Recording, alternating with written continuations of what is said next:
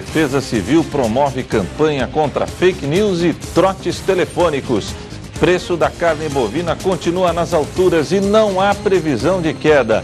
Frente Parlamentar da Assembleia Legislativa de Santa Catarina debate projetos de saneamento básico. Iniciativas inovadoras a favor do meio ambiente são reconhecidas na entrega do 21º Prêmio Fritz Miller. Observatório Social solicita informações à Câmara de Vereadores sobre divergências de valores expostos no portal da Transparência.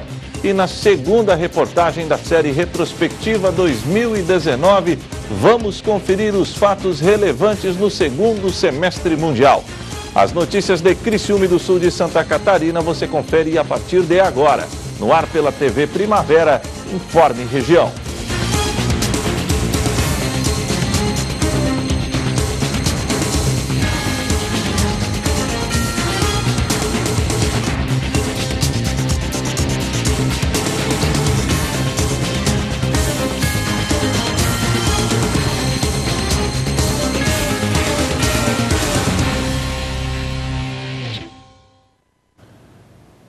Hoje é quinta-feira, dia 12 de dezembro de 2019. Para você que sintoniza a tela da TV Primavera, boa noite. A Defesa Civil está promovendo uma ação de conscientização sobre notícias falsas que são compartilhadas nas redes sociais, as famosas fake news, e também aos trotes telefônicos. Por incrível que pareça, em pleno século XXI, estas práticas, infelizmente, são muito recorrentes. A Defesa Civil de Criciúma registrou nos últimos meses o número de trotes recebidos e fake news que foram propagadas e que chegaram até o conhecimento do órgão. O levantamento começou a ser feito em setembro. Nesse mês foi lançada a Operação Primavera, uma operação que serviu para preparar e prevenir a população em uma época que historicamente tem muitos temporais. E os dados assustaram. Desde quando a gente iniciou a Operação Primavera, no dia 23 de setembro, a gente começou a fazer um levantamento de dados de fake news e trotes recebidos somente na Defesa Civil. Então a gente se assustou com os dados. Tivemos mais de 70 ocorrências registradas, entre fake news que a gente recebeu via e-mails, via grupos de WhatsApp, informações que nos repassam diretamente na central de comando aqui, e também de trotes. Um dado muito alto, alarmante, nos preocupou. Conforme o coordenador, as informações falsas chegam até a Defesa Civil durante os temporais ou até antes de algum evento climático. A maioria das fake news elas acontecem antes do evento. Vai acontecer um furacão na região sul, está vindo em alto mar. Então esses tipos de informações elas se disseminam antes que aconteça e geram um pânico na população, causando bastante transtorno para as equipes de resgate e de pronta resposta. Então dificulta bastante. E também durante eventos acontecem alguns fake news. Então a gente recebeu já esse ano em algumas ocasiões que a gente teve que atender a população, de algumas situações onde não procediam informações que estavam acontecendo, Então a gente teve dificuldade, teve que até o local verificar para depois desmentir aquela informação. Mas essas informações falsas atrapalham e muito o trabalho das equipes da Defesa Civil e podem atrapalhar quem realmente precise de ajuda. Quando a gente fala de fake news, que uma informação é disseminada de forma errada, e as pessoas compartilham esse tipo de informação, nossas linhas telefônicas elas se congestionam. Muitas pessoas começam a ligar ao mesmo tempo, apavoradas, vai acontecer, não vai. Telefones, nossos WhatsApps de plantão começam a receber muitas informações, congestionam as linhas também. E realmente quem está precisando de um atendimento, às vezes emergencial, de um atendimento no qual há necessidade da Defesa Civil, não consegue ser atendida. Às vezes por a viatura já está deslocando por uma ocorrência que ela é falsa, ou às vezes por as linhas estarem congestionadas. A dica para quem receber uma informação e suspeitar que ela seja falsa é de conferir nos canais de comunicação oficiais da Defesa Civil. Conforme o coordenador, sempre que há um alerta de temporal ou qualquer outro evento climático, há divulgação nesses meios. A gente atenta a população, sempre que quiserem verificar uma informação verdadeira, entre nos sites oficiais da Defesa Civil do Estado de Santa Catarina, na Defesa Civil do Estado do município de Criciúma e também no site da Ipagre-Ciran, todas as informações de avisos meteorológicos, de qualquer tipo de evento climático que venha acontecer de risco ou de desastre, terão notas oficiais desses órgãos, principalmente da Defesa Civil e da Ipagre-Ciran. E é possível ainda receber os alertas em seu celular. Basta fazer um cadastro. Temos o alerta SMS, o 40199, só cadastra no CEP ali. A pessoa vai receber esses alertas na sua própria casa, sabendo daquela localidade, se realmente vai acontecer algum tipo de evento, se é uma observação, se é uma atenção, se é um alerta. Então tudo isso a gente vai estar divulgando e encaminhando para a população.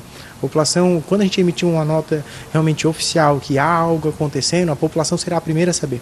A nossa preocupação é salvar vidas, é diminuir danos e riscos. Então, sempre que a gente tiver uma previsão exata do que vai acontecer, que é difícil ter uma previsão 100%, então a gente vai emitir esse alerta para a população se prevenir. Então, a gente emite os alertas para a pessoa tomar alguns cuidados dentro da sua residência, com suas famílias, para não sair, às vezes, em temporal, ser pego desprevenido de uma forma que possa causar algum dano à sua vida.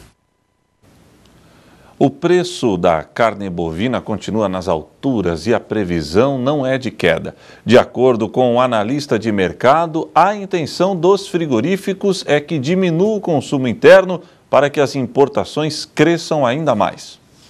O Brasil é um dos mais importantes produtores de carne bovina no mundo, o segundo maior exportador, perdendo apenas para os Estados Unidos. De acordo com o IBGE, o rebanho brasileiro em 2018 foi de 213 milhões e meio de cabeças. Mato Grosso do Sul possui o quarto maior rebanho bovino do país, com quase 21 milhões. Embora os números sejam expressivos, houve queda no rebanho. Muitos produtores reduziram os pastos e outros mudaram de atividade econômica por conta do mercado. Desde 2015, a cotação da arroba estava praticamente estagnada. Varia um pouquinho, se é época de safra, iria para 165. De repente, hoje estão falando em R$200. Eu tive a ocasião de abater há uma semana atrás a R$192 a arroba do boi. De acordo com a Embrapa, o brasileiro é o segundo maior consumidor de carne bovina, média de 38,5 kg por habitante ano. Mas o preço da carne no varejo disparou e o consumo caiu em média 30%. Tá um absurdo, né? A carne subiu assim de um dia para o outro e a gente não está tendo mais como consumi-la. Temos a opção agora por carne suína ou frango. De acordo com os especialistas, o aumento no preço da carne não está ligado apenas à exportação para a China. Os grandes frigoríficos exportadores trabalham para que aconteça uma redução no consumo interno. De toda a carne que era produzida no Brasil, 80% atendia o consumo interno e 20% eram exportados. Atualmente, esses números caíram para 70% do consumo interno e 30% de exportação. A ordem é fazer com que o consumidor brasileiro consuma menos carne bovina, para que as oportunidades que são muito boas para os frigoríficos exportadores sejam efetivadas e aumentar a capacidade de exportação de frigoríficos que tem 60%, 70%, 80% do seu volume de vendas para o mercado externo.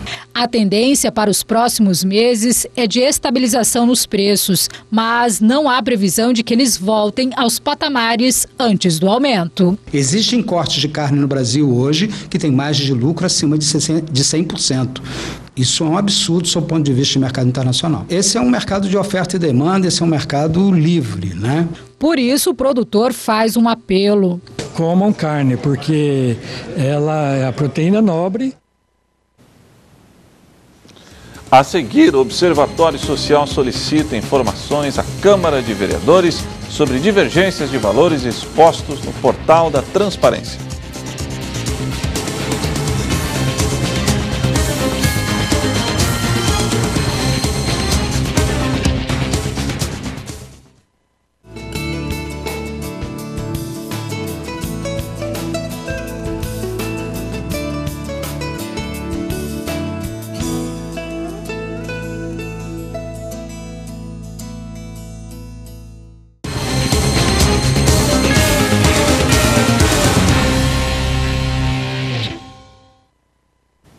A Frente Parlamentar da Assembleia Legislativa de Santa Catarina debateu saneamento básico no estado. Alguns números levantados mostram que, de fato, houve investimentos relevantes, mas ainda há muito que se fazer. A Frente Parlamentar em Defesa da Universalização do Saneamento Básico recebeu dirigentes e técnicos da Casan e do Instituto do Meio Ambiente de Santa Catarina. Eles foram convidados para esclarecer dúvidas sobre projetos desenvolvidos na área. Um deles são os testes de balneabilidade nas praias de todo o estado. Começamos a fazer essa análise semanais a partir de novembro, ela vai até março.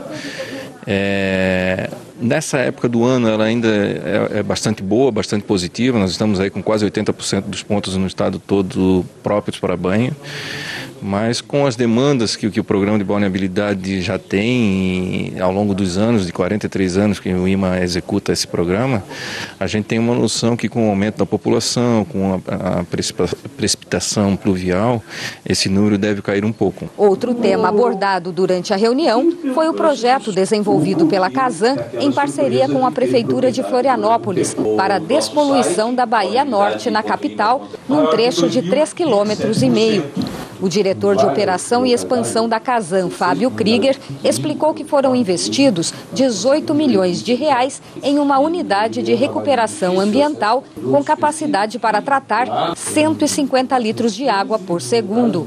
De acordo com ele, a balneabilidade na região já melhorou. Nós já tivemos desde março, ou seja, nesses 10 meses que o sistema está em pré-operação, uma redução considerável na quantidade de coliformes fecais que existiam ali na região, né? Os índices reduziram de 25 mil para 4 mil, isso é uma redução de um terço de tudo que tínhamos ali.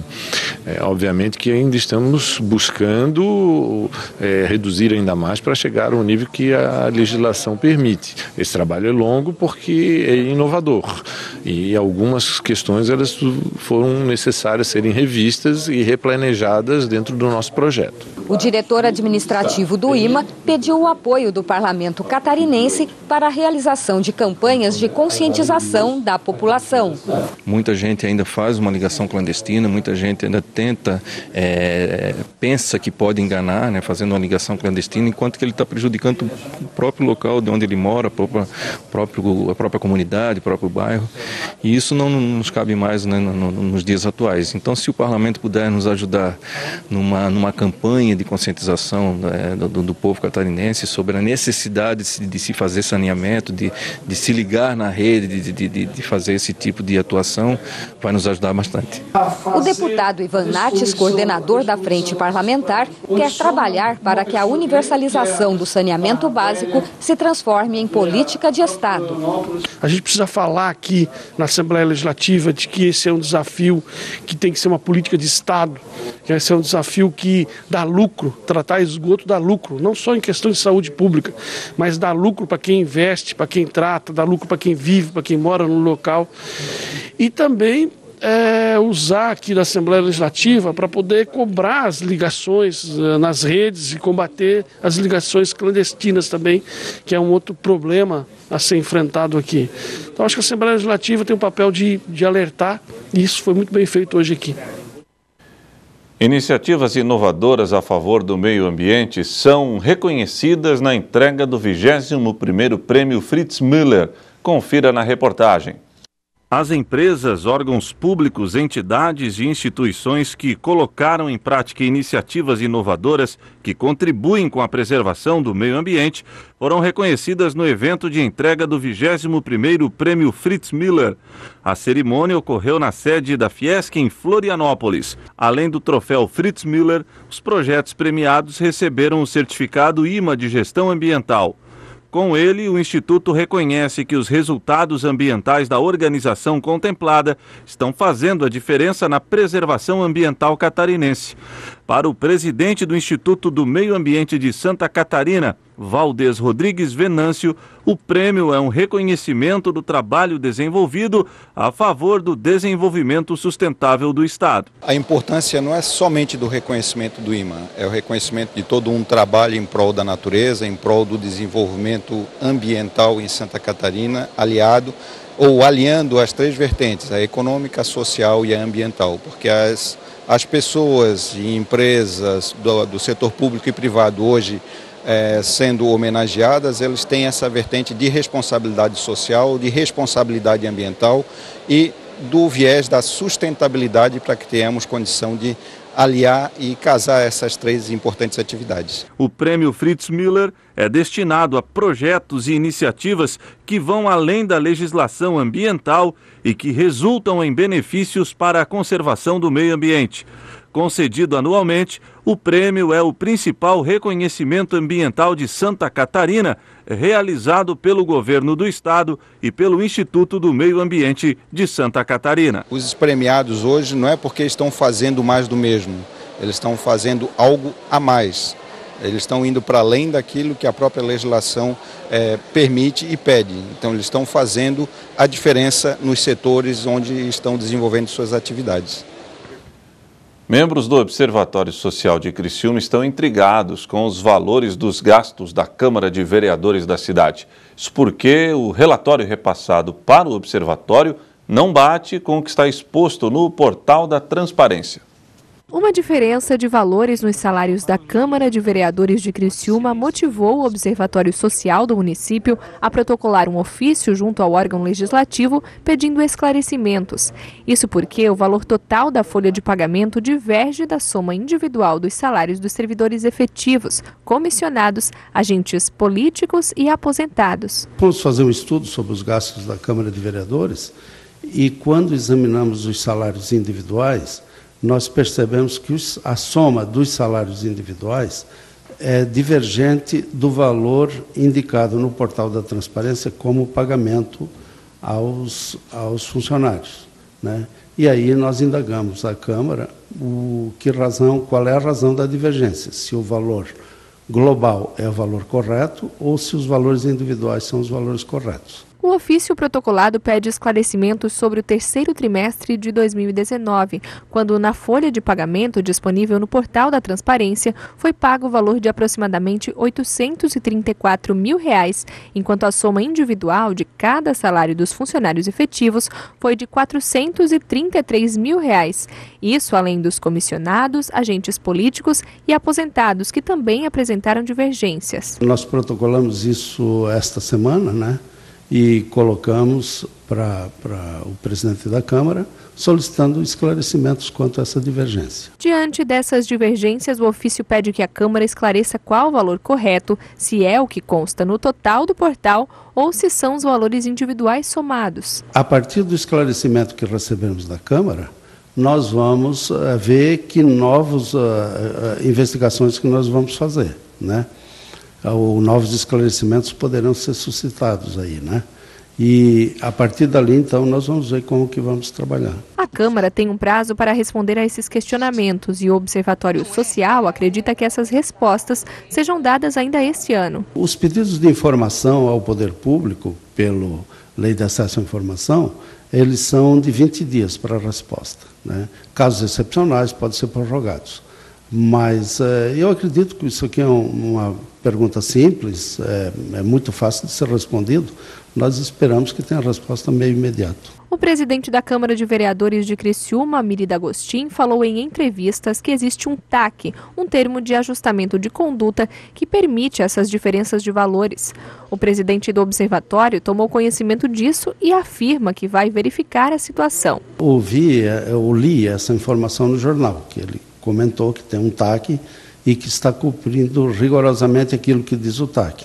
Eu não tenho conhecimento desse TAC, vou tentar me informar, saber o que é, mas o fato é verdade, o valor do pagamento aos funcionários, ele é obrigatório a partir da Lei de Acesso à Informação, então acho que o TAC aí não tem poder de vedar isso. E além do pedido de informação, o Observatório protocolou ainda na Câmara um documento com sugestões para a redução de gastos na Casa Legislativa, que levariam a uma economia de quase R$ 2 milhões por ano. Nós tivemos a primeira reunião, na época, com o pastor Jair, que era o presidente da Câmara, e ficou combinado que a gente atualizaria o documento que havia sido enviado já em 2016, colocando números atuais, né?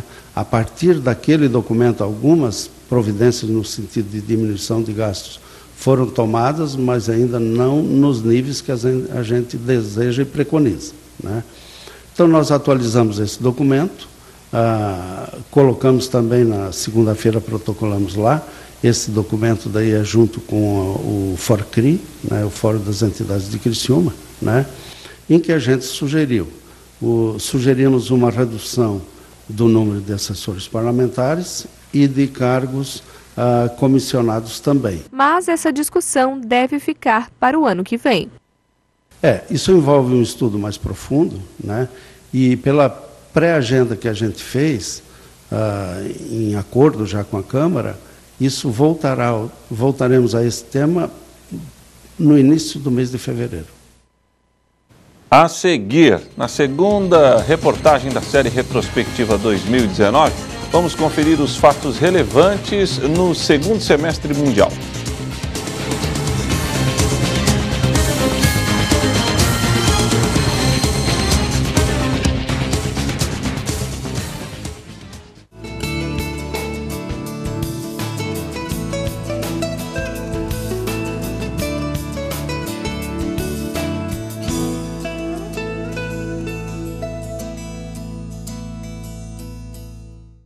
Na segunda série da Retrospectiva 2019, vamos acompanhar e notar que o mundo viu, no segundo semestre do ano, a ascensão de movimentos de protestos, conflitos no Oriente Médio e também a morte do líder do principal grupo extremista da década. O Brexit ficou para 2020 e o presidente americano Donald Trump teve que enfrentar o início de um processo de impeachment.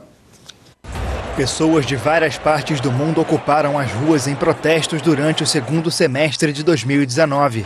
Em Hong Kong, um grande movimento de contestação ao governo central começou depois de um polêmico projeto de lei que permitiria extradições para a China continental. Com o lema de liberdade a Hong Kong, os atos acumularam mais reivindicações com o passar das semanas, na maior crise na região desde 1997, quando o controle britânico sobre a ilha terminou. O texto foi abandonado, mas as ruas permanecem ocupadas com pedidos por sufrágio universal para eleger os governantes e uma investigação independente sobre violência policial. No Oriente Médio, Iraque e Líbano viram grandes manifestações resultarem em repressão policial. Os libaneses se revoltaram contra um imposto sobre chamadas em aplicativos de mensagens como o WhatsApp e se mantiveram nas ruas mesmo depois do cancelamento da taxa. Até uma corrente humana foi formada de norte a sul do país para demonstrar a insatisfação contra a classe política, inalterada desde o fim da Guerra Civil há mais de 30 anos. No Iraque, um movimento espontâneo e sem precedentes de insatisfação contra as autoridades levou as pessoas às ruas. Mais de 400 foram mortas no processo, que foi interrompido por uma grande peregrinação xiita, mas retornou logo depois. Os manifestantes são céticos quanto à vontade das autoridades de elaborar uma nova Constituição e renovar a classe política que coloca o país entre os mais corruptos do mundo. Na Espanha, a condenação de líderes do movimento de independência da Catalunha de 2017 despertou a insatisfação de separatistas da região, que consideraram a sentença injusta. Centenas de milhares de pessoas protestaram por vários dias e foram reprimidas pelas forças policiais, o que mergulhou Barcelona no caos.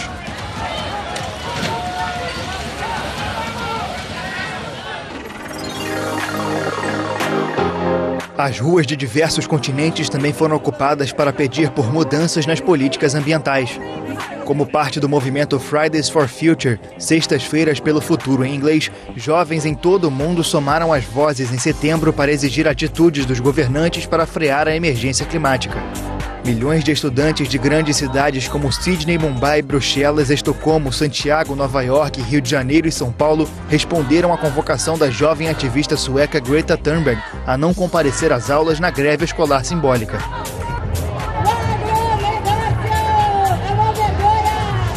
Logo depois, em Nova York, a Organização das Nações Unidas promoveu encontros de jovens e autoridades para tratar do tema. A cúpula terminou com o comprometimento de mais de 60 países com a neutralidade nas emissões de carbono até 2050 e a renovação das promessas do Acordo de Paris de 2015. Durante o mês de outubro, o Vaticano promoveu o Sínodo da Amazônia para discutir alternativas para a preservação da região. Os 184 bispos que participaram da cúpula aprovaram um documento que pede a criação do pecado ecológico, bem como o estudo de contar com mulheres diáconos e a possibilidade de ordenar padres casados, temas tabus para os católicos conservadores. Um ataque às instalações petrolíferas da Arábia Saudita reduziu à metade a capacidade de produção do país, fez o preço do combustível disparar e gerou tensões diplomáticas entre diversos países. Tanto os sauditas quanto os Estados Unidos, França, Alemanha e Reino Unido acusaram o Irã, que rejeitou as denúncias e prometeu transformar em campo de batalha qualquer país que atacasse seu território. Teherã gerou tensões diplomáticas no Golfo ao interceptar embarcações estrangeiras. 1/3 do petróleo que transita por via marítima passa pelo Estreito de Hormuz, localizado na região. Washington aumentou as sanções econômicas sobre o Irã, que já vinham sendo aplicadas desde 2018, quando os Estados Unidos deixaram um acordo nuclear. Ainda no Oriente Médio, o conflito na Síria ganhou novos capítulos no mês de outubro. No dia 7, tropas americanas iniciaram a retirada da Síria, nas zonas próximas da fronteira com a Turquia, que viu aberto o caminho para uma ofensiva contra as milícias curdas na região. As unidades de proteção popular, conhecidas pela sigla YPG, são classificadas por Ankara como organizações terroristas e se viram obrigadas a deixar a fronteira depois de um acordo entre Rússia e Turquia. O exército russo passou a patrulhar a área, preenchendo o vácuo deixado pela saída das tropas americanas. No dia 27 de outubro, o presidente dos Estados Unidos, Donald Trump, anunciou a morte do líder do grupo extremista Estado Islâmico em uma operação de agentes especiais. Depois de uma invasão que vitimou um grande número de militantes do grupo jihadista, Abu Bakr al-Baghdadi foi encurralado por soldados em um túnel, onde acionou um colete suicida.